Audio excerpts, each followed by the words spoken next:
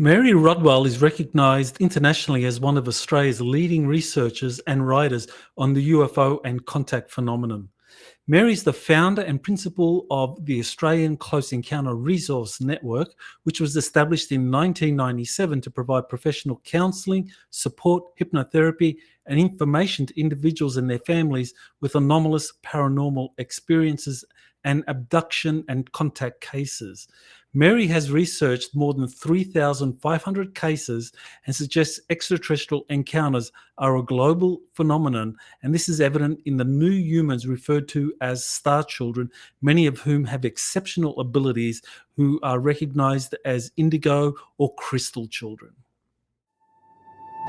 You're listening to Exopolitics Today with Dr. Michael Salla, your source for the uncensored truth regarding the human, extraterrestrial, global, and political agenda. Click the like button and subscribe to this channel. And now, here's Dr. Michael Salla. Well, welcome, Mary, to Exopolitics Today. A pleasure, Michael. It's lovely to see you again. Yes, it's been many years. I remember we first met physically in Hawaii. When was that? That was 2006, I believe. You came out there for the ET Civilizations and World Peace Conference, as I recall. It was the very first one that you orchestrated, Michael, and it was an amazing event. Yes, we had a lot of speakers there, and definitely covered a lot of territory. So I know. Back then in 2006, you already were working in the field of exopolitics or extraterrestrial encounters for more than a decade. So maybe why don't you kind of walk us through, for those that don't know you, how you began, your professional training as a registered nurse, trained nurse, midwife, and so forth. And yeah, just that journey from a professional in the medical industry to where you're now doing something very, very different. Well, it's been quite a journey. And I will say one thing, even though I've been very conventional in my work, professional life originally, I've always been very interested in the strange, weird, and wonderful. So, I've always been drawn into what's actually going on the planet. So it's been a lifelong journey anyway. So I suppose I was very receptive. But yes, I was a state registered nurse for a number of years. And I also was a midwife for a number of years as well. When I got married, I wasn't working for a long while. But what happened was I was asked by my GP if I'd be interested in learning counselling. So I ended up working in a medical practice in England as a counsellor for about 5 years, but then migrated to Australia in 1991. And it was a choice between going back into nursing or actually staying with counselling. So I decided that, given the state of things and how I began to understand how psychological, spiritual help was really behind a lot of illness, I was more interested in working in that field ultimately, and counselling seemed a far better option for me. I worked with an organisation for grief and bereavement for over 2.5 years, working with people facing their mortality, in other words, hospice and severe grief. What was interesting in working in that field was big questions came up. Is the life after death? What do you believe, Mary? I'd be asked by, people I was visiting or whatever, or people who'd lost a family member and had strange, often paranormal experiences where they would feel the presence of. So I was very much open to the fact there was life after death. And that was a reality because it was for some of the people that I was working with. I continued in counselling for a while and ultimately learnt hypnosis because I became interested in the whole idea of past lives. And that's what brought me into wanting to do hypnosis, because I wanted to look at not just a present life, but finding phobias could often be related to another experience, which we call past lives. That opened me up certainly to a whole range of spiritual understanding and metaphysics, etc. The primary thing that got me into what we now call, being visited by extraterrestrial intelligences, and I will add interdimensionals, extradimensionals, transdimensionals, visitors from our future, all of that was due to the fact that I, interestingly and synchronously, I came across two books. One of them was Dr. John Mack, the Harvard professor of psychiatry that wrote the book Abduction, Human Encounters with Aliens. Fascinated me, although I believed it was very rare. And also Whitley Streiber's book, Communion. And I more or less picked those up within a few months of the gentleman literally walking through my door, because I got interested in private practice, because you can't do so much of the past life work in traditional counseling and what have you. And he said, I've heard you're open-minded. For this, there's no support groups. For this, they just think you're a loony. And proceeded to tell me that he would wake up with marks on his body, shaved areas. His partner was having experiences. The children were having experiences. The relatives didn't want to come to the house because they thought it was demons. And he said, can you help? And this was, if I hadn't read those two books, I would have been very bewildered and not really sure about how to approach it. But it gave me enough of an insight to realize that this was certainly real for this gentleman. And what made it even more compelling was this whole family were having experiences. This wasn't just, it couldn't be put down to personal hallucinations, fantasy prone, or all these other things. And interestingly, I was doing advanced counseling at the Wasley Institute at the time, and I took his case to the Wasley Institute. And interestingly, in the supervision, I shared his case thinking they're probably going to tell me that this gentleman's lost the plot. And ultimately, most of them came up with experiences that they'd had with hauntings or whatever. And none of them suggested that this gentleman had lost the plot at all. So giving an overview, I realized that there was so much that wasn't known here. But plainly, there was something very real going on. And literally within 2 weeks, another person walked through the door who'd had experiences. To get to how I started ACERN, and to just give... Before we get to that, I'm just kind of intrigued that, those two books that you mentioned, Whitley Streiber and John Mack, I mean, they're very different books. I mean, Whitley Streiber, he described his encounter in very harrowing terms as as traumatic, a violation, as a rape.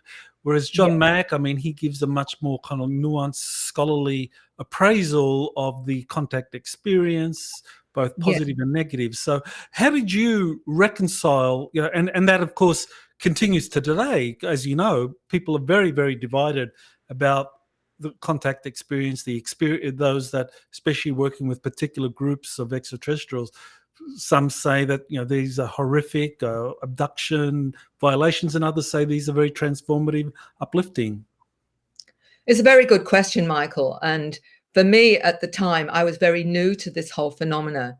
So all I really did was assimilate the fact that depending on the person, depending on their experiences, depended on how they interpreted their experience.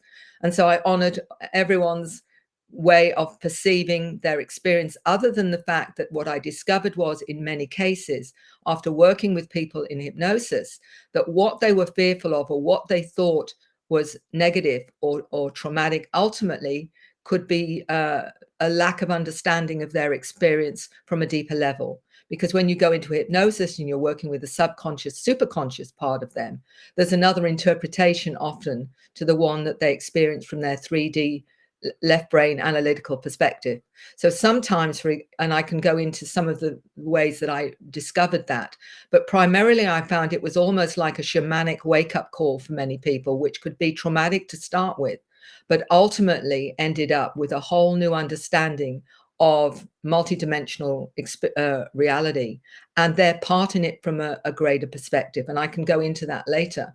But for me at the time, what I was doing was collating data, looking at patterns. What does one person feel around it against another? Why was some traumatic? Why was some not traumatic? And really just supporting where I could, whichever way they perceived it. Yes, I think that's very sensible. And I did appreciate reading the John Mack material. And kind of like you, I'm very open to different perspectives without being anchored in any one.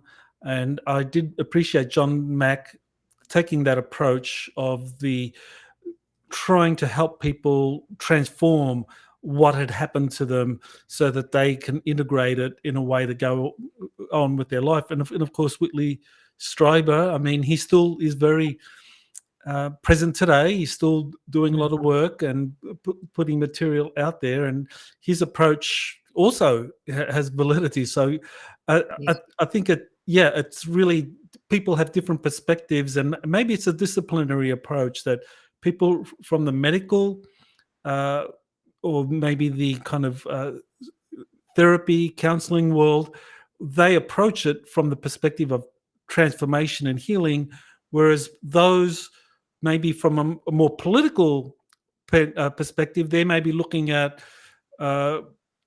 identifying different parties, who's responsible for what actions, and leveling kind of blame or accountability. I mean, it's just very different perspectives. Absolutely right. And one of the things that I wrote about in Awakening was the difference between a researcher and a therapist. Who are you going to? If you're going to a researcher, they want the nuts and bolts. They want purely the 3D perspective on what's happened and how you perceived it and whatever. They're not there to work you through it. Whereas with a therapist, you're actually getting them to work at a deeper level and getting them to understand it from a psychological, emotional, spiritual perspective. And that can completely change their perspective 180 degrees in many cases. So not everyone realizes that there is a big difference between going and seeing a UFO researcher and seeing someone who works in the field and is looking at helping them through the process of their waking up to this experience. Yeah, I think that's very true. So now the Australian Close Encounters Resource Network, you started that up in 1997. So you want to tell us a little bit about what that is, what kind of people you work with, and what kind of resources they make available to those that are interested? Well, Michael, it became very clear early on that there was no resources primarily. People were going to UFO groups and hoping someone there would listen to them with their experiences. As you know, initially, most of it was, how big was the craft? How many saw it? Did you take pictures of it? You know, what else happened in very tangible nuts and bolts terms? For many, this is not nuts and bolts. For many, it's a completely different way of operating in terms of consciousness. So it was not understood. People were shying away. Even UFO researchers shied away from anything to do that seemed too esoteric, too metaphysical, because they weren't comfortable with it. So my idea was initially, when I first, the very first Perth abduction support group that I facilitated with a social worker who'd had experiences, 12 people turned up. And I thought this was rare. And I'm thinking, it was only about 1 million plus in Perth at the time. So I'm thinking, 12 people in it, this shows that there's more going on here.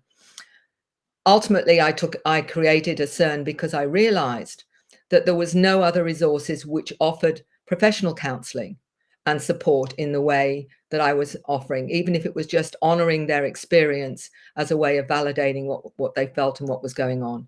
So that for me, initially it was, can I offer therapeutic support, counseling support to those that were having these experiences? But it developed into a network. It developed into doing interviews. It developed into ultimately putting together a manual, if you like, which, my book Awakening is how can I help? Because how many feel safe going to a psychologist? How many feel safe going to a psychiatrist? I can tell you there's many, many that don't, because they're either going to be told they're crazy and medicated because we've got the truth embargo. So it wasn't safe necessarily to go to normal support.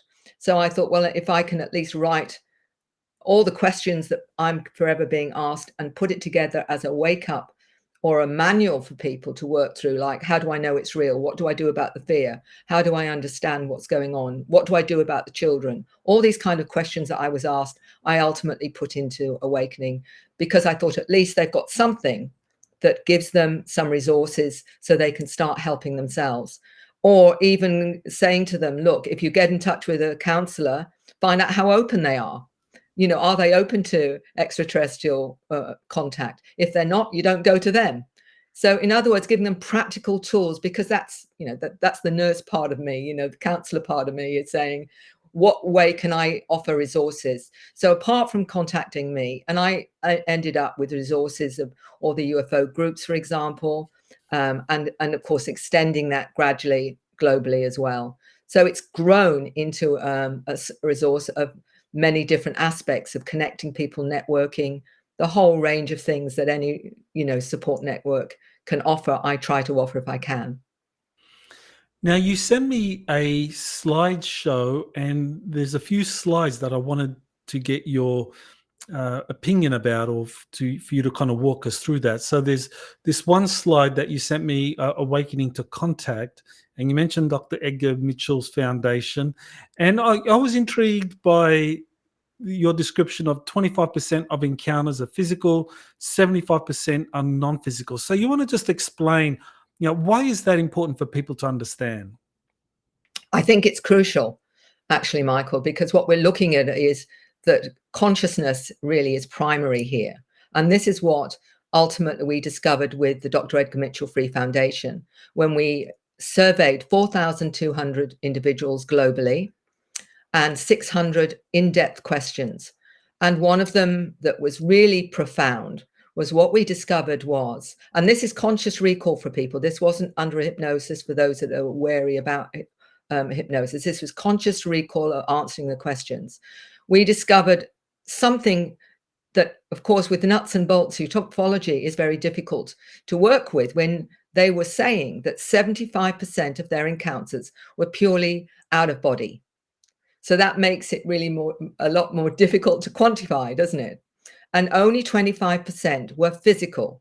And that explains many things in terms of the way people have talked about their experiences on board craft, where they've talked about their consciousness being there, and sometimes their consciousness moving into other forms to have experiences on board craft. So it's not just that they were there present on the craft. They were actually, I remember one lady who said that she was physical on the craft, but they took her consciousness and put it somewhere else so they could work on her physical brain. But also the consciousness, I'll give you an example, two examples of that I came across that were separate to which were out of body. One, a young lady saying she's seeing herself as a scientist on board craft, in a zeta form, working as a scientist. And I said to her, so where's your physical body, your human body? And she said, oh, it's over there waiting for me. Not moving or anything. And I said, so how do you get back to your physical human body? And she described a ball of light leaving the zeta body and moving back and embodying her human self. So what I'm hearing is when people say, well, yeah, I flew the craft, or I did this on the craft, or whatever, sometimes it's not their human body that's doing that, but it seems their consciousness can move into an avatar and operate that. And I had an 8-year-old explain that his family were the mantis beings, and when he goes on board craft, sometimes he said he evaporates, talking about his consciousness moving into a mantis form for a time and then coming back to his human form. And I said, how did that feel to you? And he said, oh, a bit strange. So my point is, there's so much more that people don't understand about what's actually happening on board craft. And it isn't all physical. In many cases, it can be purely consciousness that is there for an experience.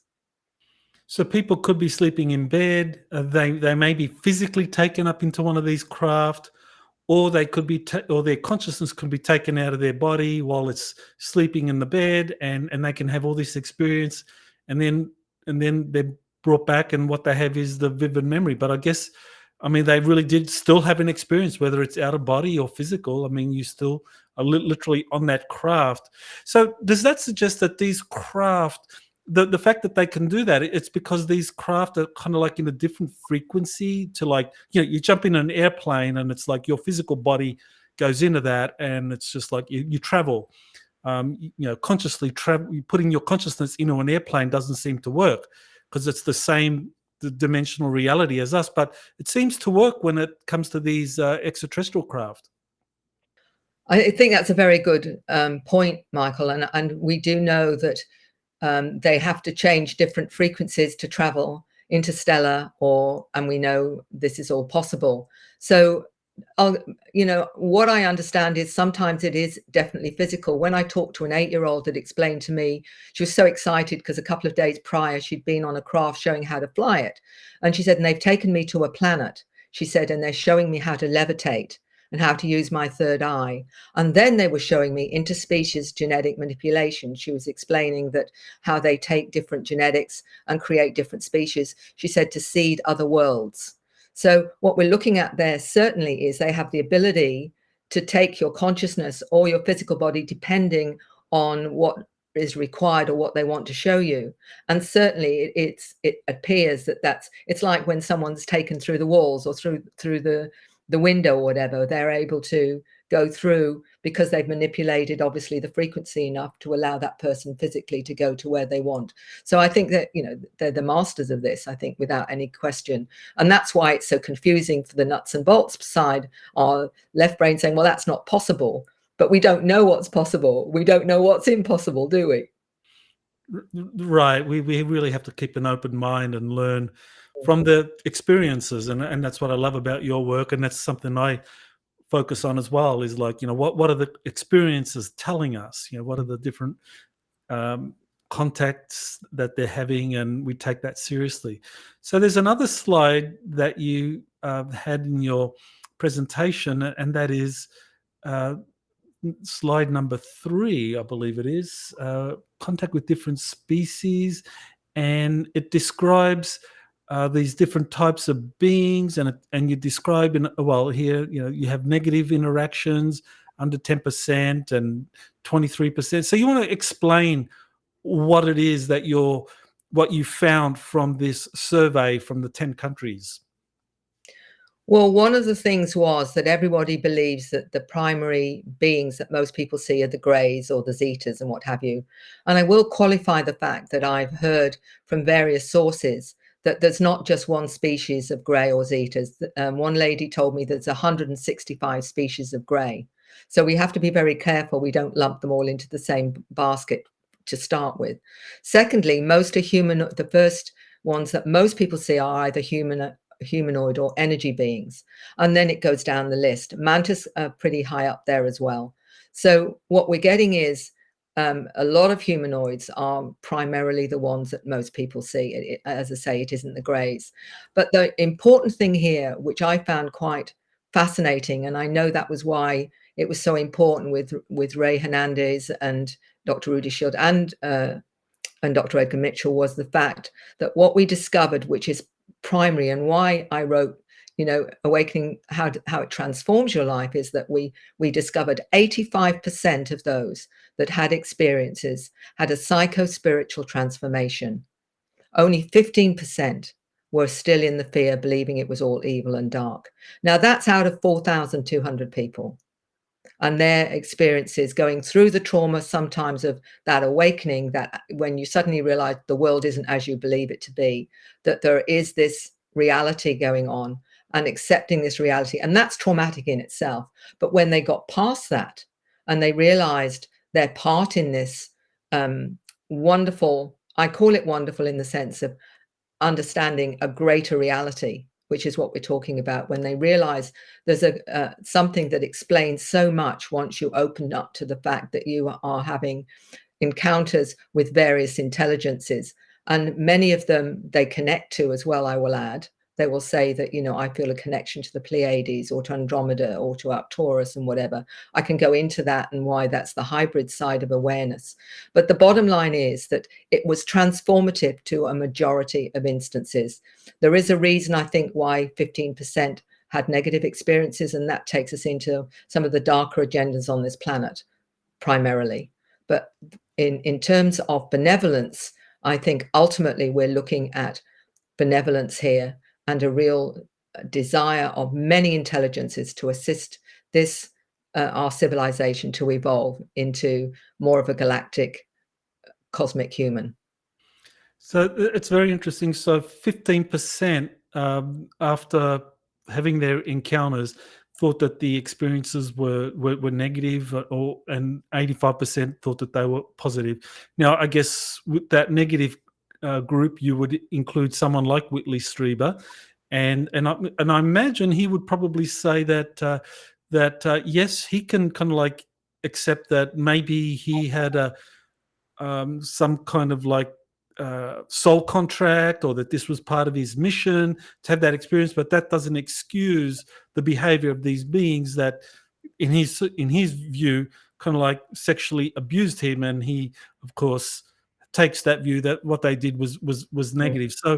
So I guess, is it really in the end of the day just a matter of perspective? Some people are willing to say, oh, okay, well, this was my soul contract, I needed this to wake up and to transform myself, and so I accept them or I forgive them, and so they transform a negative into a positive experience. But others will say, well, yeah, I mean, they did change me in ways, but what they did was still negative, and I'm not going to forgive them for that. I think, Michael, that's exactly how it seems to be, and it's not my job to tell anyone what they should believe. That they should believe they're benevolent, not benevolent, benevolent or malevolent or whatever. I'm working with how they choose ultimately to interpret their experiences. Although I will say many change their mind once they explore the experience on a deeper level. And it is one of the questions that I ask when they're in that superconscious hypnotized state. I'll say, have you on any level consented to this experience? And many of them, I would say a good 95% will say, yes, I have, before I came here. And they will say it was part of my journey to understanding. But some will say, no, I didn't consent to this. A small percentage will say that. Now, that's not for me to change or alter or whatever. That's how they choose to experience. For me, I'm a facilitator, giving them the opportunity to explore the experience in the way they want to explore it and how they ultimately want to understand it. Yeah, that's a very important point there, and something to kind of like consider is like this kind of pre-life consent, or this subconscious consent that is given for these kinds of transformative experiences. So this kind of raises the question about, is there a meaningful distinction between a contact case and an abduction case? I mean, a contact case, and I'm thinking, when I got first involved, I in this field, I read about the 1950s and 60s Space Brothers, and it was all, these voluntary contact cases. And then in the 1960s and 70s, things began to transform, and you have these abduction cases. So is there a meaningful distinction between a contact encounter with extraterrestrials that's kind of, where consent is upfront, consciously given, and an abduction case where the consent is not given upfront, it's more this subconscious or pre-life consent? Well, in terms of that, I've discovered it's really complex. It's like when I was facilitating support groups, and often in UFO conferences, there'd be 70 individuals there with all different experiences and what have you. I found the ones that were most traumatized were often due to what I call the human interactions, the human abductions, which we talk about as, MILAB, the military abductions and what have you, which, not everybody wants to go there. But there's no doubt when I'm working with someone who's had experiences with non-human intelligences, as well as they will be talking about that, but they would also remember being taken underground by a military force and interrogated and drugged, etc., and traumatized. So there's this awful dilemma of what is, who do I blame for this? Who is really traumatizing me? And it isn't necessarily the non-human intelligences, although I'm not saying that maybe some of them are not involved in the self-serving. I can't know that. I don't know enough to make any kind of categoric statement. But the most traumatized seem to be the ones that were abducted by, as I say, human forces, the MILABS, and we call them, or whatever. And we know that part of the reason for that is they wanted information from experiencers about what happens on the craft, technology, all those kind of things. They want to know what's happening. And so they will, and they have, that they have the technology to do exactly the same thing as the ETs. So it's a complicated one, because there may be certain factions, and I certainly would think it was, it would be naive of me to think that all are benevolent, because I don't know. I can only say from the surveys that we get that ultimately most seem to be benevolent. But certainly this other 15%, I think many of them have been traumatized, maybe through covert agencies and maybe through some self-serving intelligences and what have you. And again, it's not for me to say they're this or that, because I don't know. I can only go on the person's experience. But I do know certain things that people have been afraid of when we've looked at it, and what's actually happened has not been what they believed happened. And often it's been ultimately a benevolent one, but they've not understood it from that deeper level until they were taken into hypnosis. Yeah, I think that's a very important point you bring up about the military abductions, that many of these experiences, whether we're talking contact or abduction, that they involve genuine extraterrestrials. But what happens, and you touched on this, is that the military does have the technology to track these cases, and once a person is brought back, they will pick that person up immediately afterwards and subject them to this traumatic experience. So you actually have a case of like say a person is taken, has an experience, and then they're taken again, this time by human forces, where they're subjected to trauma, and that covers over whatever it is that they experienced with the extraterrestrials. And also, Michael, I will add this. There is something called program life forms. And these are, and I'm sure you know about them as well, is that they've cloned or have the genetic material of various ETs, and they are programmed by the military. They're not the true nature of extraterrestrials. So people will maybe see a grey or may see a reptilian, but it may not actually be the species themselves, but a programmed life form that they've created and programmed to get people to believe it's the ETs that are doing it rather than the humans. It gets really murky when you get to that point. But, the more that you learn, the more you realize how complex this is. It's certainly not black and white by any means. Yeah, I think, again, Stephen Greer, as I recall, he was the first one to talk about program life forms, and he has spoken to many military insiders that say, yeah, indeed, that they have been cloning these extraterrestrial synthetic beings to make it appear as though they are greys or they're reptilian or even human, and just muddying the waters so that no one knows what's really going on. Yeah, exactly.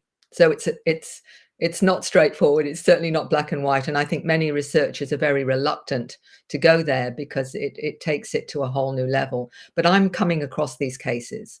And Miles Johnson in England, who has the organization Bases, has come across many that have been in the underground bases in England and have described these beings that are really orchestrated and controlled by the military.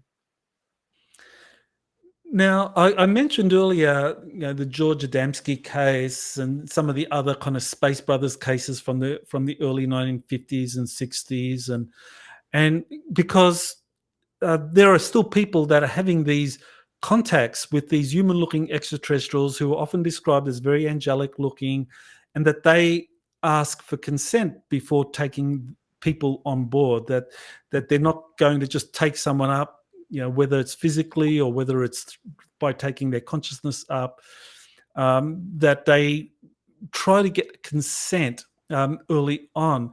So it seems that some of these extraterrestrials groups put a great value on getting conscious consent from people, whereas others say, well, this person's asleep, we're just going to take them up and we're going to do whatever we're going to do to them, and it's okay because eventually they're going to wake up, realize that this was a pre-life contract or whatever, and so so I think that there is different groups of extraterrestrials here operating under different principles. I think from my research, certainly that's the case. I mean, there's a famous case in South Africa, Helen Clara, who actually not only went on board craft, you're obviously aware of the story, and she had a child with this one of our space brothers, if you like, and was bonded to him. And I think the government there knew about it. I think it was quite well known and what have you. But I think there's been cases all over the world where this, and often it's kept quiet because it's a very personal thing, or they've been told to keep it quiet. There's no question in my mind that people are also being shown various of these star nation beings in a very physical form walking amongst us. And I've come across cases where somebody said to me, do you know, I saw this person and I knew there was something weird about them. There's something strange about them and what have you. And only very recently, a lady told me that she had been sitting in a bus and two really strange beings walked in. She knew they didn't look quite human, but nobody seemed to notice them, only her. And it was only later she found out that they were showing her, they deliberately wanted her to see them because they're actually our future. So I'm getting some fascinating cases depending on the person and their awareness and whether or not they have a role to play in the future as well. It's like people are being prepared for something. And that's another side of what I think is going on right now, is this kind of awakening of humanity to a greater reality and to the fact that we're connected in many cases to these star nations, and why they feel connected to certain star systems, even other dimensions. Now, I know you mentioned your first book, Awakening, in that was written in 2002, and I think you have a revised edition that came out in 2010. So you maybe want to just elaborate a little bit more on the contents of that book. And I do have a copy. I remember reading it. I recall you had just case after case, fascinating cases of people, a lot of children, describing what had happened to them. So yeah, you want to just kind of like give people a little bit of a synopsis of what they can find in your book, Awakening. I wrote Awakening, as I said, as a manual, really, for those that were questioning their sanity, questioning, was this real?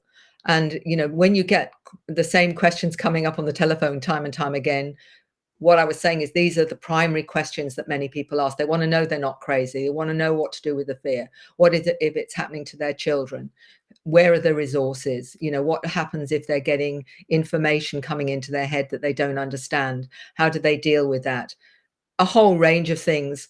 And that was why I wrote it. But what perhaps challenged many people, especially in 2002, was how it transforms your life, because in many cases it was still seen as very negative and very dark and what have you. But what I was seeing was what we found out with the Dr. Edgar Mitchell survey was, in many cases, in most cases, ultimately it was transformative. And so what I'm saying is, through the growth of learning that there is a greater reality, that we are being visited, that it is a reality, and that, there's a part that we're all playing in that in some way or another, and that's why they've been contacted, was how can you help someone validate their own experiences? And I get letters all the time, emails saying, the first chapter, Mary, is my life, and they'll just say that. Or, it's been my Bible, literally. And what I've always tried to do is come from a very therapeutic place of giving people the tools to work it out for themselves, because that's the only truth we've got, isn't it? Ultimately, is our own resonance to truth and what have you. So that's why it was written. But I was seeing fascinating things come up from that, such as people having more psychic abilities. And I talk about the psychic abilities and how to recognize, different aspects of your multidimensional awareness, which were accelerated after these experiences. What do I do if I start getting information in my head that I haven't ever learned? How does that happen? What am I supposed to do with it? What happens if I suddenly find myself coming out with a strange language we call light language, and what have you? What's that all about? Why am I so driven to look at astrophysics? Why am I suddenly interested in ecology and losing all interest in materialistic values? Why is that happening? So all those kind of things I address as saying this is part of your contact and the influence that contact's had on you and your consciousness. So you've found a lot of data, and you've reached the conclusion that children are being altered and transformed on many levels through their encounters with different extraterrestrials. So is that just happening on a consciousness level? Is that happening on a genetic level, or all of the above? I believe, and that's just my opinion, that it's happening on all the above. What I am noticing is each generation seems to be more aware of what is going on, more aware of who they are, their connections to other planets and star systems, for example. To give you an example of a 10-year-old that told me he remembers being a blue being coming from a planet where he was blue, and then said it's his first incarnation on this planet. He's picked a mother that's had many incarnations so she can help him to be human, that he's called himself a center seed where he's connecting to the planet, and he's come and incarnated to help with pollution. So very clear about what his mandate is and what or his mission is. This is all conscious memory. This is all his knowing. And I think I sent you a clip of a young lady who is 7, who says that she's a hybrid, that she's part human, part blue avian, she calls herself, and that's family. And she's a healer. And she says, when I do healing on someone, I'm not just healing them, I'm activating them so they can do their own healing for themselves. This is the kind of awake human I'm talking about. And this is happening globally. I'm getting stories from all over the globe, from, whether it's Poland to Alaska to Brazil. And they are very much conscious of why they've been born on this planet now and what their mandate is. But the older star seeds, the ones in their 20s and 30s and what have you, are still working with trying to manage their 3D reality and accepting all this other stuff that may be coming into them and wondering where on earth it's coming from, but starting to realize they're connected to something greater than they believed initially. And the very older models, people like ourselves, I think, are slowly bridging the gap between what we were programmed to believe as reality to a greater reality. And I think so that its activation is happening across the board. It's just with the children, they're already being born, I believe, awake. So here's that slide you mentioned, you actually had several slides on the blue avian being. So here we're talking about some kind of bird race. And so, you want to tell us about this child and what they recall about being a blue being and what it is they're doing on Earth. Well, this is one of many. And this young lady is extremely articulate. And she's been telling her mother for a number of years that she's, a hybrid. She's part human, part blue avian. She goes back to her family and finds herself getting more information and understanding. She also speaks different languages. One of the fascinating things about this young lady is she met another young person very like her, and they were actually communicating with light language to each other. The mother actually observed it. They were actually having a communication with one of these languages, which many people now who are having contact find themselves even, in either writing about it or doing healing, suddenly coming out with these strange languages we call light language. There's many other names for them as well. But it seems to be codes as well.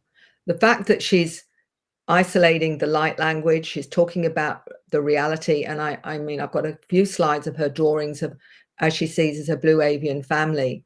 But to give you another example of that was an 8-year-old that told me she was a water being. She's a hybrid water being human, and explained to her mother that she comes from a water planet. She's incarnated as human. She sees herself as a hybrid. She's, when I look in the mirror, I'm seeing my water being self, and explains some very unusual attributes in terms of her awareness. For example, she says, when I listen to music, I not only hear the music, I can go on the frequency of that music to the person who's created the music and actually know what's going on with their emotions and feelings when they created the music at the time. So we're talking about abilities way beyond what we know as the 5 senses or the 22 senses multidimensionally, into really complex awareness of what I think the future human will have when we actually are fully activated. Well, you have many cases of these children that you've worked with who have past life memories on different worlds, or so there's, for example, this Tracy Taylor, and I remember reading about her in your book Awakening, where she's talking about this new children are being born with programs or knowledge and memories that will bring about a global awakening. So I guess I think they're just case after case of these children that have these memories of being on other worlds, and they incarnate in human bodies and they recall that, and that can't but have a transformative experience on their society or environment. Well, that's what is so, I think, hopeful for humanity, is that I believe these intelligences that created us in the first place, and I won't go into the genetic side of all of that because I'm sure most people now know that it's most likely we've been intelligently designed by at least 12 different species, maybe more than that. But that's something I always talk about with Dr. Francis Crick and the dormant DNA and all the rest of it. But what I'm seeing now is children that are being born awake with a mission and with a purpose. And I write about it in The New Human. And they're often mislabeled as dysfunctional because they don't operate in the same way as so-called normal. And they're given labels such as ADHD, Asperger's, certain forms of autism, dyslexia, and what have you. And they're seen as dysfunctional. But I believe because of so many experiences having children with these so-called dysfunctions, ultimately, it's a new way that I think is preventing reprogramming of an inaccurate, limited 3D reality. So it's much harder to program them, and I think that's deliberate. And what I've discovered is that many of them have amazing abilities, and Neil Goldin gave me the clue about the ADHD because he said in his 50s he found out he would have been diagnosed as ADHD. He had interactions with light beings, and he explained to me that he always saw more of reality as a matrix and what have you. And he retranslated ADHD as always dialed into higher dimensions. And I believe ADHD are operating on a higher frequency, but what we do to program them is we drug them down to a different frequency so we can actually program them. And I think these intelligences know this is what's going on. So they're making it harder to program these kids by giving them different abilities. And autistic children, many of them have incredible abilities. And Asperger's, another one, highly intelligent and what have you. And many of them will talk about having experiences with non-human intelligences, not just physical, but interdimensional, extra-dimensional, trans-dimensional, and some from our future. And I remember a 7-year-old explaining to me that he was in the future. He's come back to being human now, but he said he was in the future human. He was like a zeta, like a gray with 4 digits, and he's come back from the future to now. You can believe it or not believe it, but it's extremely intriguing when you get a 7-year-old explaining that the beings that he interacts with have an IQ of over 400. And we're explaining to him all about the concept of God, etc. And this is a 7-year-old. It's not language or ideas that I would say so-called normal children would bring up. Well, you have some other researchers that you refer to, so I just wanted to give you the opportunity to maybe elaborate a little more on what others are saying about this new human, because I think there are some very important things to consider about the evidence that there is this kind of new human that is, whether we can call it spontaneously evolving or whether it's because you just have a lot of star seeds being born here. But there's an incredible transformation happening with these new humans. So before we kind of discuss some of the ways that this is being reacted to by those that don't want this to happen, maybe we can elaborate on the different researchers who are identifying it, like this Dr. Lena Olson. You want to explain what she has to say about the new human? Well, she's a molecular biologist, a wonderful scientist in her own right, but was always aware of having interactions with non-human intelligences.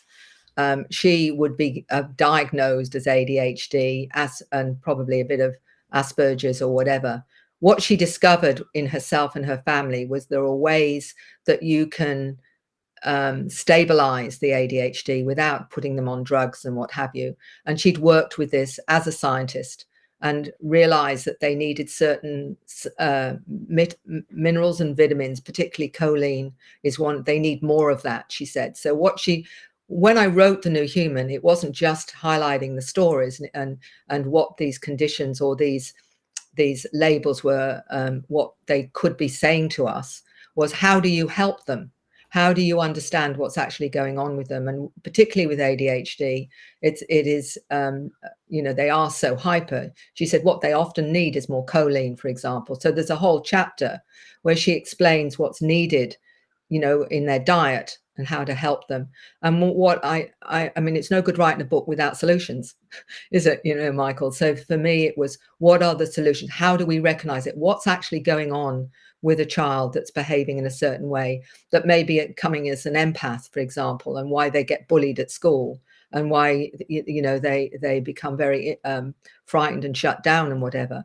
Once you understand what's actually happening and how they experience reality, you can then find solutions to actually help them. So Dr. Olson was marvelous for that, because she was coming from the scientific point of view, but she was also coming from experiencing it herself, as well as having interactions with non-human intelligences. And another wonderful researcher, Sandra Desiger, I can't say her surname properly, but she wrote a book on autism. And it wasn't till later, she said, "They're genius, Mary." And I said, "So how do you have this understanding?" And then she admitted that it was the mantis beings that gave her the information that she could write to help the autistic children.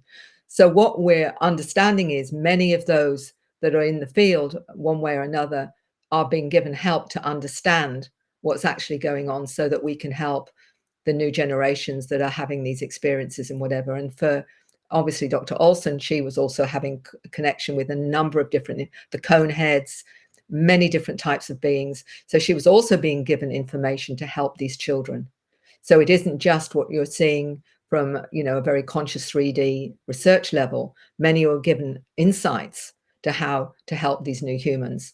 And that is a really important part to this, because for me, it was, why are these children so different when the parents are having experiences, and realizing the intergenerational link meant that each time there was a new generation, there was an upgrade and more active awareness of these children that were coming through. And how do we recognize them? Often because they're not behaving in the so-called normal way. And this is happening globally. And what's fascinating is, even though I thought my book was pretty out there, I've had clinical psychologists get in touch with me, psychiatrists, professors, and also many, many parents saying, my child's doing this, my child's saying that, what do I do? There's another scientist that you cite or have worked with, and that is Dr. William Brown, and he believes that there's genetic modification happening now in utero and producing new humans. So that's kind of pretty controversial, I would say, because that seems to suggest that the extraterrestrials that are performing these genetic experiments on our planet or abducting many humans, that this is actually a good thing because it's creating these new humans. So yeah, I mean, do you want to maybe elaborate on William Brown and his view here? Well, actually, Dr. Brown, I found really helpful, because I was getting this information primarily, as you know, Michael, from experiences primarily. So you've got a lot of criticism, because there doesn't seem to be anyone what people see as credible to actually bring in this information and what have you.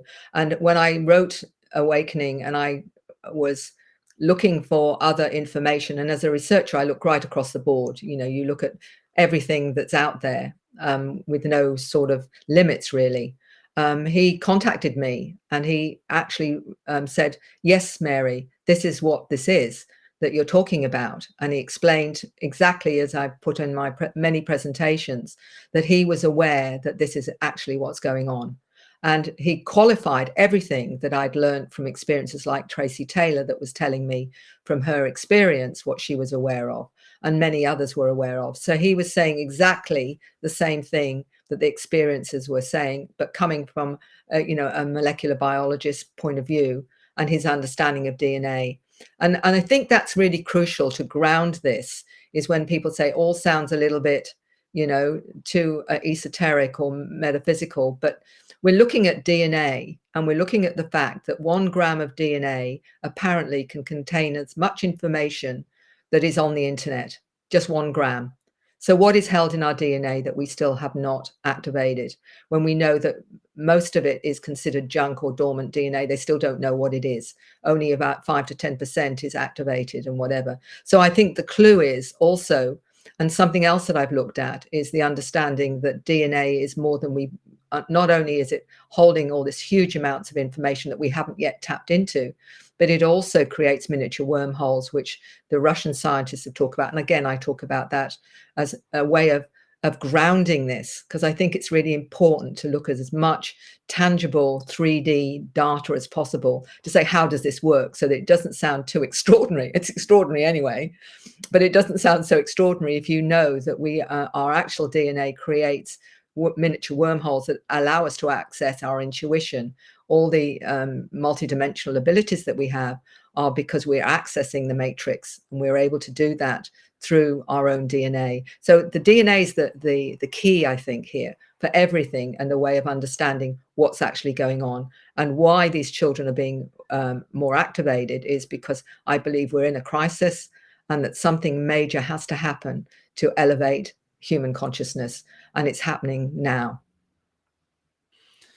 Well, you have another slide, and let's bring that up on the new human indicators. And you mentioned some of the different abilities that these children or people or adults are displaying that is indicative of this kind of new human, or of this kind of like DNA consciousness change that is happening. So you want to talk about some of these abilities? Well, what I will say is that the older models, such as myself and what have you, have slowly found ourselves maybe opening up to more sensing, feeling, knowing, seeing orbs, feeling energy, feeling presences, getting insights and all that kind of stuff. With the children, though, they're not only experiencing that as they come into incarnations. For example, I'll give you one brief example of a lady that said, my daughter's been telepathic since birth. She reads everybody, and she says, Mary, she's 3 years old now, and it's getting really tiring hiding my thoughts from her, because she's still reading us all. And this is one of the abilities many of the children are, and that's why some of them don't become verbal early, is because they're already telepathic and they're reading you, and they don't see any need to talk. And I remember a young man telling me that his sister got very cross with him because they used to operate by talking together telepathically. And she said, stop being lazy, start talking, because they were continuing to do it. So telepathy is very normal. And this is why, and I think many of the autistic children, and that's been shown by a number of researchers. I think Dr. Diane Powell talked about the autistic proving them to be actually telepathic. There's lots of other experiential stories about them being telepathic. So they're telepathic. They often see or experience beings around them. Some of them they'll call their special friends. They will often remember going up on spacecraft. They'll talk about what they learn on the spacecraft. And I remember this 8-year-old saying that he went up with 2 of his school friends. They would be in a room where they would be taught very complex things to use with their mind. And I remember saying to him, can you tell me what some of those complex things are that you're taught? And he said to me quite bluntly, no, because they're too complex for you. So in other words, I wouldn't understand. He also mentioned that he could communicate with animals. And he said, I'm here to help people treat animals with respect, because we don't. And we need to understand that everything communicates. I have met children that not only communicate with animals, but communicate with plants. and others also with crystals. And I've got this lovely video of a 6-year-old explaining as he's holding a meteorite, and he's explaining where it comes from and what's actually going on with the meteorite as an intelligence. And his mother says to him, "How do you know this?" He said, "Because it's talking to me in my head." So whether or not you want to believe that or not, this is how the children are showing their abilities and what have you. Many will say to you that I'm not from here. They may give a star system. One 10-year-old explained to me that he came through a portal in the sun from another dimension. So the way the experiences that they talk about, if they think it's safe to do so, and not all feel it's safe to do so because they're not sure how their parents will react, but will explain that they've been learning things on a spacecraft. They'll be talking about the beings that they're interacting with. They may say that I'm not from here. They'll say I'm here with a mission or a purpose. Many of them seem to be aware of healing abilities. Many of them talk about being shown how to fly craft. As I mentioned, the little girl who went to another planet to be shown how to levitate. So what are these experiences? These experiences are giving these children the abilities, the education, if you like, to operate multidimensionally on this planet. And I remember a 9-year-old explaining that he was shown how to move what we call negative entities. And he would say, I was taught how to move negative entities. And he explained that at night he goes out of body and he goes to where children are being attacked by negative entities and he clears them. So he's acting in an amazing way on that kind of level. So it just goes on, and it still blows my mind with the level of understanding that they have. Well, this is something that addresses a very important point, is that are these children developing these abilities because there is a kind of interplay between that kind of starseed consciousness they bring into this incarnation, or is it because they're being abducted by the Zetas and others and they're being genetically tinkered with, and that all of these abilities are coming online? Now, I know there's a 1981 book called The Star People by Brad and Francie Steiger. And they observed many of these indicators then in the 80s. And there was another book by Ruth Montgomery around the same time called Extraterrestrials Among Us. So, this was kind of like happening around the time of the kind of contactee movement, as opposed to more of the abduction. I know the abductions began in the 60s and 70s, but to me, it's like there was this observation that a lot of the young people were different back in the 70s, where you had this book written in 81, and I don't believe that was because they were being abducted. I think it was because they were just star seeds coming into these human bodies, and they were here to do a mission to uplift the planet. Absolutely, Michael. And I will say that these children were identified in the 70s, around the time of Uri Geller, and the ones that were assisting Uri and what have you, they were mentioned then.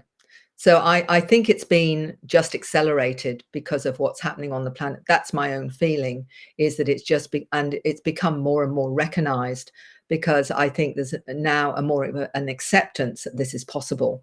Whereas I think in the 70s and 80s, it's still a bit too out there. I mean, I look at some of the things that I was researching 25 years ago, which I was still struggling with, and now are just absolutely accepted. Because one of the things was the missing pregnancies, for example, and realizing that many women had their eggs taken and having hybrid children on board craft, as well as some of their children obviously being hybrids, or with more of what I call the ET DNA, and recognizing their hybrids on this planet. I was talking only recently to a former flight attendant in Brazil, who all her children know their genetic heritage in terms of their star nations. And the youngest one, I think, is quite aware of the fact they're part mantis, part human. Just with quite normally, this is my hybrid daughter, and both her husband and herself recognize the fact that their star origins are all slightly different in the whole family. So, I wonder in terms of this whole genetic engineering aspect, or that children that are abducted or taken up into the craft, and the genetics are altered in some way, and that's part of this kind of paradigm shift in creating this kind of new human. Is this really just because you have different types of star seeds? You've identified the praying mantis, and you've identified the blue avians and the zeta, and there are also other kind of more human, people talk about the Arcturians and the Pleiadians and the Lyrans. So each of these different extraterrestrial groups have their own star seeds who have incarnated here, and the interactions that the ETs are having with them are somehow stimulating their consciousness shift or their awakening, and that has an impact on the genetics. And some, maybe like the Zeta, maybe they do like to tinker with the genetics, which involves their star seed. So that's what's happening here, that you have different extraterrestrial groups, each with their own star seeds incarnated all over the place, and each has their own way or their own modality of stimulating and activating their star seeds. I think so, and it's probably more complex even than that. But what I've come to understand, to give you an example, there's a family in Australia where all the children are bringing in images of the beings they're interacting with, and one of them, the 17, she's maybe 18 now, has drawn at least 260 images of beings that she's interacted with, that she sees, of star beings. And this is again just from the research that I've done, I've heard so many say that some of them have come from various parts of this physical galaxy, some have come from other galaxies, some of them have come from other dimensions, and they're all coming in with different abilities. So that it's, some will say, I'm here to ground earth energies, I'm here, or another one will say, I've come in as a healer. Someone else will say, I've come in to shake the system up, or whatever. So it depends. It seems that the qualities that particular star being has, bringing those qualities in because they're needed on this planet for what's going to happen, that we're going to, I remember a 17-year-old in New Zealand explaining to me that he's an Arcturian ambassador, and that he's here to change the ecology of the planet to being more harmonious. That's his mandate. So many of them are quite aware of the focus, their mandate, and their abilities that they brought through from whatever star system or galaxy or dimension that was where their soul was previously, because of the abilities and awareness that they have. Now we get into this very controversial area, which is the hybridization program. Now there have been some researchers, Whitley Streiber was one, but Dr. David Jacobs, he's the one that has really put together quite a lot of data, and he's released some books elaborating on what he believes to be this kind of threat to humanity, that the alien hybridization program is a threat because they want to control humanity, that they're creating this hybrid race that has these superior abilities, and they're doing it to control humanity. So, yeah, you want to? How would you respond to Dr. Jacobs' claim in that and previous books? Well, first of all, let's go back to the beginning where we were hybridized in the first place. We've been hybridized right from the very beginning, when Homo sapiens sapiens evolved into Homo sapiens sapiens with twice the brain size, the extra genes, all the rest of it. And we've gone through many centuries since we evolved into the beings we are now. So in effect, the hybrids have taken over the world already. So that's already done. What I'm seeing is that we are being upgraded as hybrids, for sure. And we're being upgraded often with qualities that are positive to helping humanity. You look at the results of interactions, and if we've got 85% have a psychospiritual transformation, that's the result of interactions with these intelligences. There's nothing negative there. And that's what we have to go on. What is the ultimate result of interactions? Many of those that identify with hybrids are coming in with various skills, various understanding of how to turn this planet around into the place it should really be, a beautiful place to live. I'm hearing nothing, and I'm working with people on multiple levels, and I hear nothing about, well, my job is to take people out, or my job is to control the planet, or my job is to do, and unless I'm being conned, I'm not seeing that.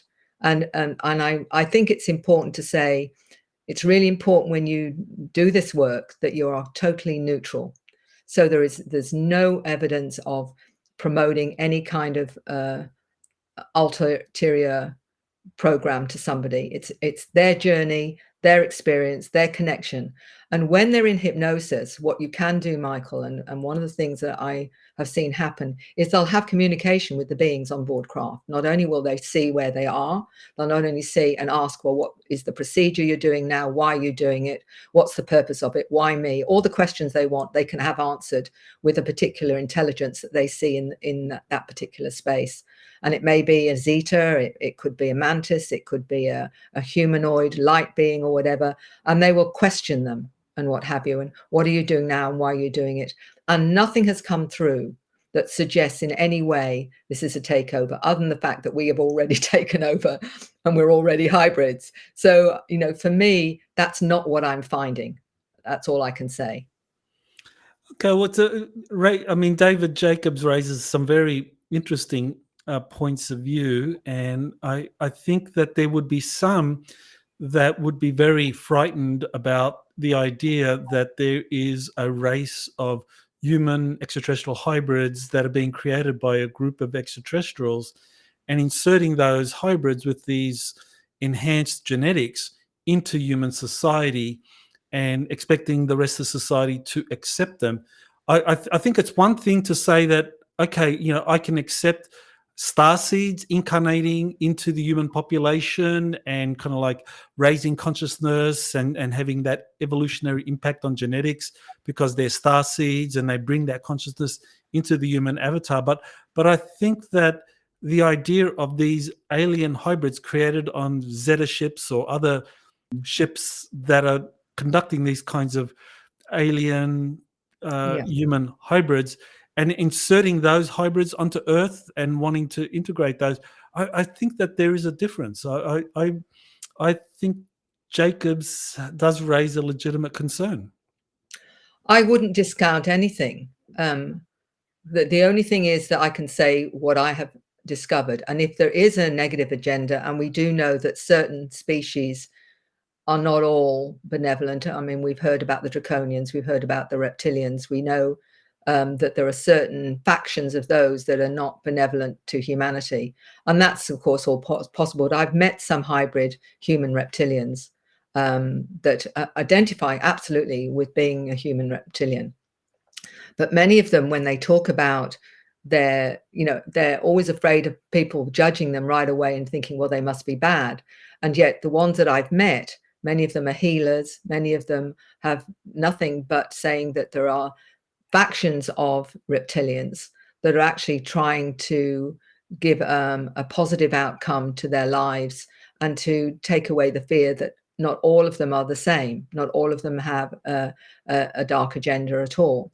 So it's very confusing. All I can go on is what I found, and as yet I've not come across, and maybe I'm just not come across them yet, that have this kind of negative agenda or see this as a part of the agenda.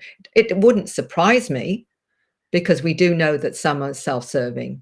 And, I think part of the reason that we're getting these upgrades is because many of them sense negative energy. Many of them sense someone who's not telling the truth. This is the ability of many of these star seeds. They can look at you and say, you're not okay. And they'll be able to sense. And if they're telepathic, they can pick up information from you. So whatever may come in that's got a more negative agenda, I think these new upgrade humans certainly have the ability and the intuition and the awareness to recognize that and perhaps, be able to negate what it is that's going on. I mean, we live in a reality that's light and dark. So, it isn't all love and light. We know that. And we know that recognizing through our own intuition an oral sense of resonance to recognize those that are not benevolent. And I do think there are forces on this planet that certainly aren't benevolent. Yes, I would definitely agree with that. And that takes me to some cases that I've come across, several cases now, of people who say that they were abducted by these, the grey extraterrestrials. They describe them as greys, and then being rescued by another group of extraterrestrials that were human-looking. And that picture there is a sketch of Elena Danan, who's one of these individuals. There are others who describe a similar scenario where they were abducted, they were being genetically altered or having implants put into them, and then they get rescued by another group of extraterrestrials, human looking, who then engage in a firefight or engage in a conflict with the grey. So have you come across cases like this? I've come across cases where someone's been taken underground, but there's been some of the what appear to be Zetas or Greys, but humans as well. But I will mention a story that I think is very relevant to all of this. And it's a wonderful lady called Niara Isley, who wrote the book, Facing the Shadow, Embracing the Light. And she talks about her waking up. She was in the military, she was abducted, and realized that she had been taken by her own military, taken to underground bases, interrogated, drugged, and other traumatic stuff. And she said that she realized this in flashbacks after doing body work.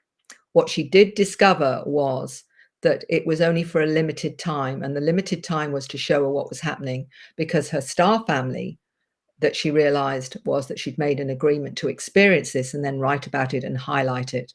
So part of her experience was to experience it and then expose it.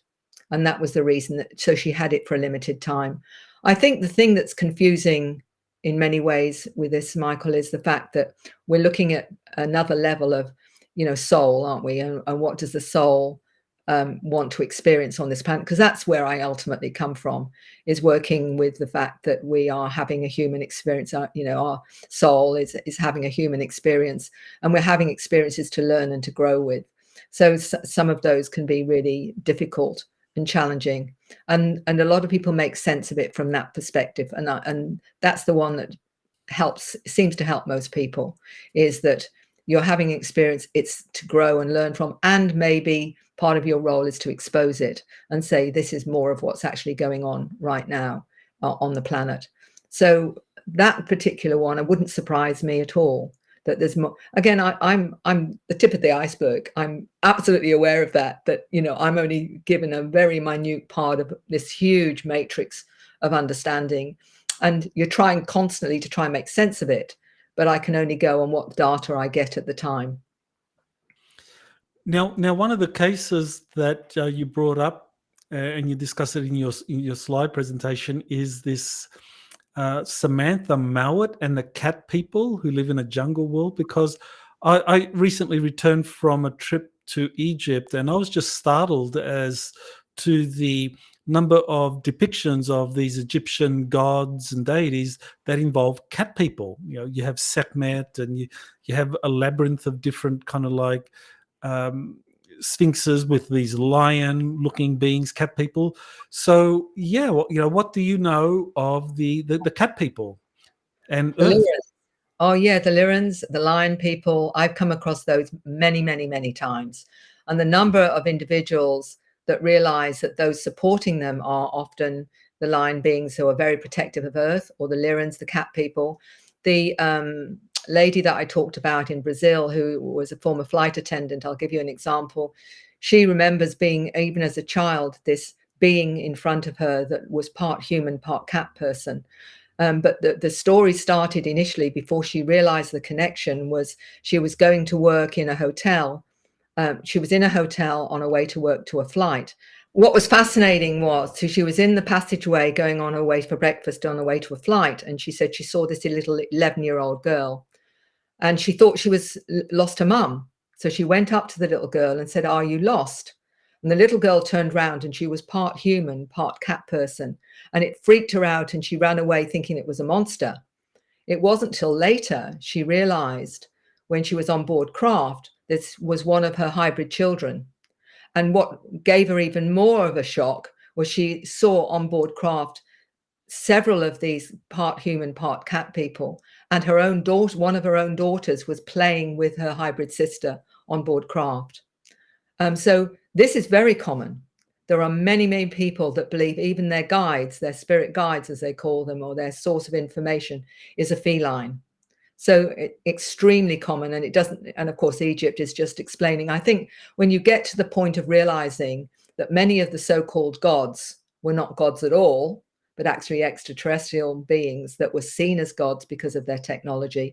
And that goes into, you know, the times that I've heard. I remember this young Indian adult saying to me, he's a starseed. He said, but the trouble is with my countrymen, he said, they've got over 100 gods. He said, and the trouble is, Mary, they don't know they're just worshipping extraterrestrials.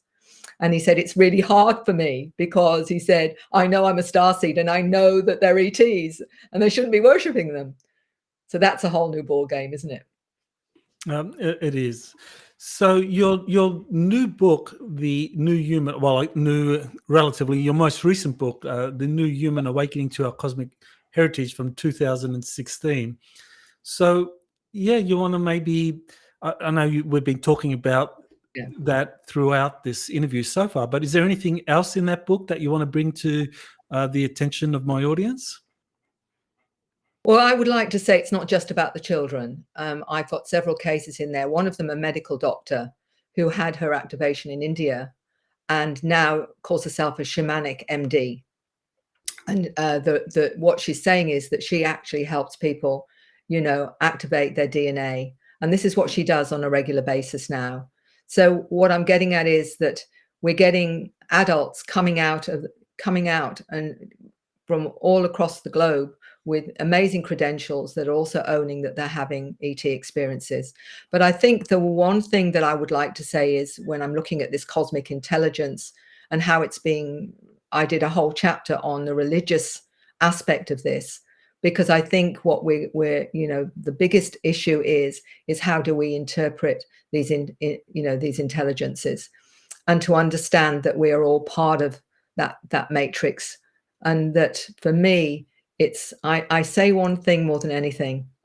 If something, you find yourself struggling with something or fearful of something, that's the time to start looking into it, because that's the bit that you need to get past if you're to actually understand what's going on. This is the most amazing, amazing phenomena, and it's telling us so much. And all I'll say is if you've got family or children that are coming out with this, what I would say to them is, more than anything, listen to their story, because you may find a lot about your children you didn't know. And I have the questionnaires that a parent will write to me and say, I think my child's, something's going on with them. They're talking about certain aspects of their experience. And I send them a questionnaire for the child, and they realize just how much their children is different to other generations and are able to understand this big picture for themselves. So all I'll say to people more than anything is, you know, if you've got a child that's different, that is displaying or talking about anything that's a little bit different, don't automatically think it's imagination, because it might actually be their experience. Well, one of the last slides in your presentation is the changes ahead for humanity and our planet. So where do you think we are headed as a planetary civilization? Should we be optimistic? Should we be pessimistic? Well, you know, where do you fit into all of that?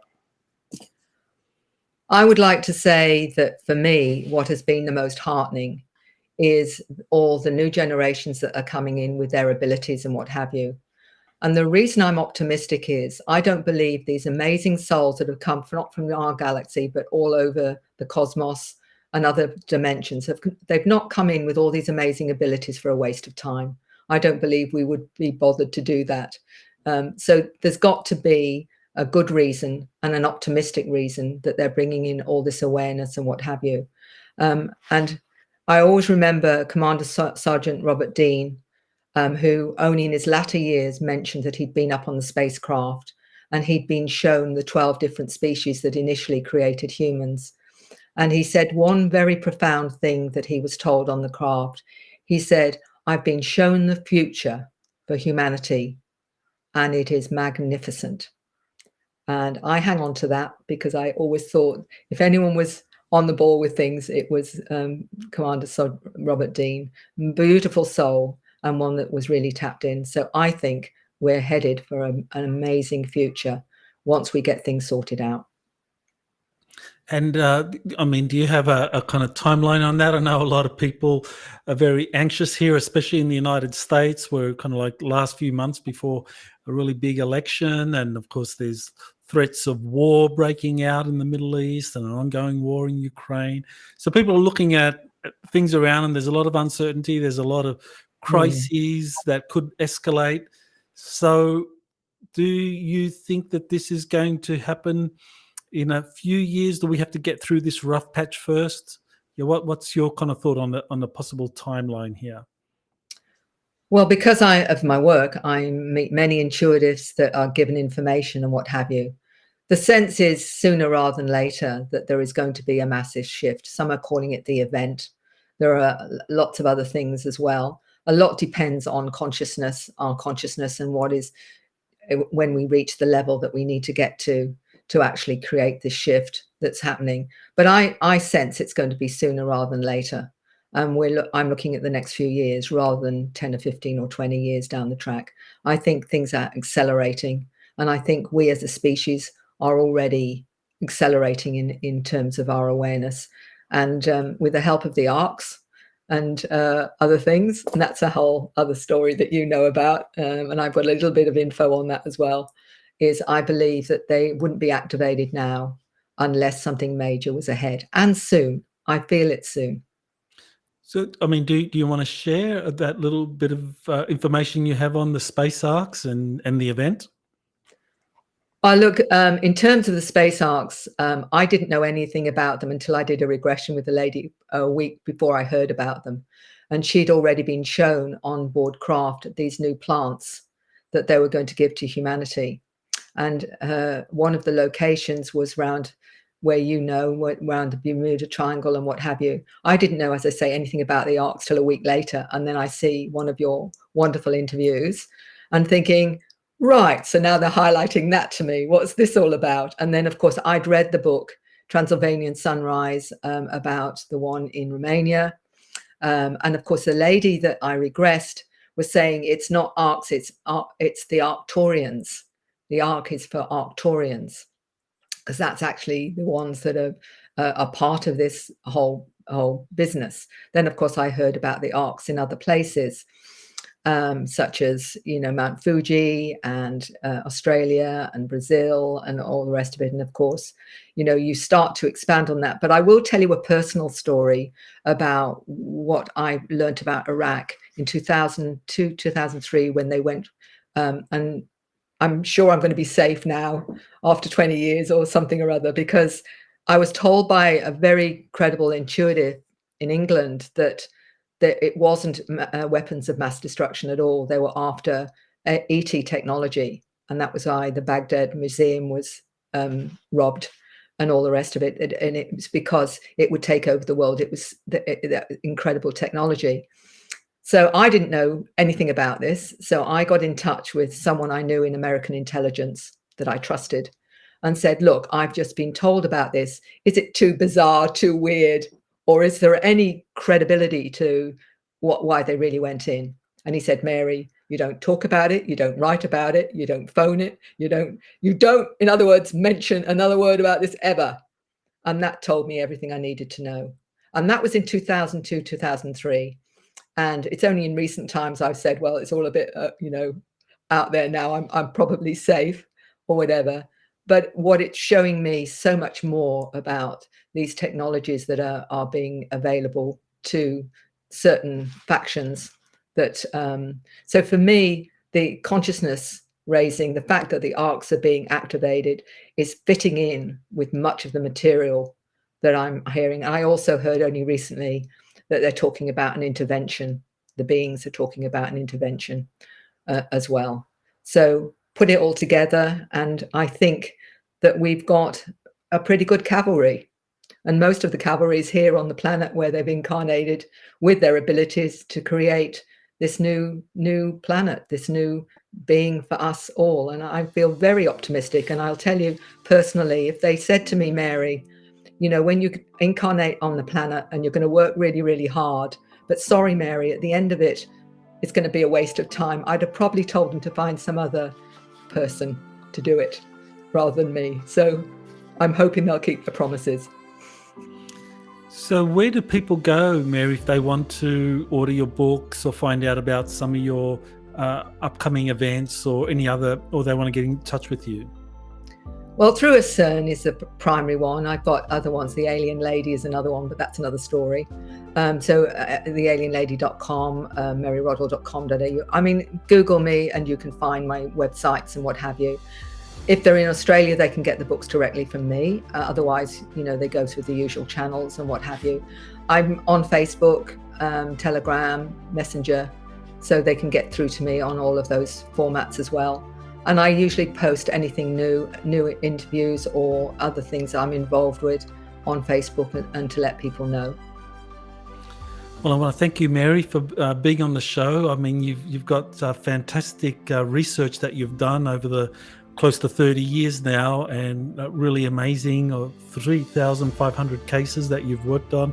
So a wealth of data, and I do appreciate you being very objective and open-minded to discussing the various aspects of this issue, because as you know, it is very controversial, but I think you give a very kind of Australian down-to-earth perspective on it all. Absolute pleasure, Michael, and I really appreciate you inviting me. Thanks again. You have been listening to Exopolitics today with Dr. Michael Salla. Please remember to like, share, and subscribe to this channel. Join or start a conversation in the comments. Take the time to explore the vast library of best-selling books, webinars, and podcasts by Dr. Salla. Visit exopoliticstoday.com.